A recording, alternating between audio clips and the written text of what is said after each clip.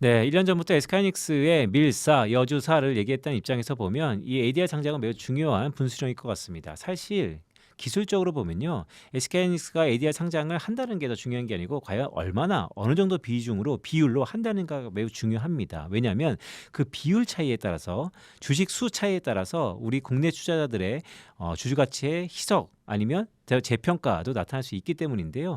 결과적으로 보면 그게 큰 물량은 아닐 것 같습니다. 왜냐하면 지주사인 SK스퀘어가 보통 지주사의 지위를 유지하기 위해서는 15%의 비중을 유지해야 되는데 SK스퀘어는 그 법이 업데이트 되기 난 후에 상장됐기 때문에 20%까지는 어느 정도 유지를 해야 된다라는 룸이 있습니다. 그런 의미에서 보면 실제 한 5% 내외 1%에서 5% 내외의 ADR 주를 발행하지 않을까라는 기대가 있는 것이고 지금 큰 범위는 규모는 아니다라는 것이죠. 오히려 더 중요한 것은 외국인들의 수급인 것 같습니다. 살 수 있다와 쉽게 산다는 것은 다른 의미입니다. 즉 외국인들이 지금도 SK하이닉스를 살 수 있죠. 하지만 좀 더 쉽게 살 수 있는 거, 환전에 대한 이슈가 없고 세금에 대한 이슈가 없고 절차에 대한 이슈가 없다면 오히려 외국인들의 수급 입장에서 SK하이닉스의 ADR 주식을 살 가능성, 더 쉽게 살 가능성이 외국은 수급에 좀 더 긍정적일 수 있다라고 보고 있고요. 만약에 ADR 주에서의 SK하이닉스가 올라간다면 한국에 있는 이 본주도 어떻게 될까요? 저는 기본적으로 따라갈 수 있을 것이다라고 보는 것이 첫 번째 수급적인 포인트고요. 두 번째는요, 바야흐로 재평가이죠.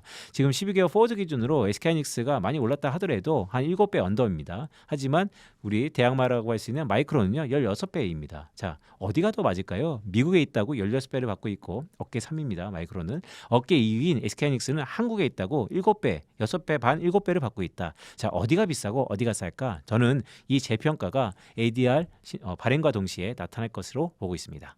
ADR은 이제 저평가를 좀 해소시켜주지 않을까 이런 겁니다. 그래서 왜 우리가 3등 업체인 마이크론한테 끌려다녀야 되냐?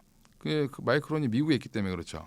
그리고 마이크론은 ROE, 그러니까 주주 환원 정책을 한국의 삼성전자 하이닉스보다 훨씬 더 강하게 합니다.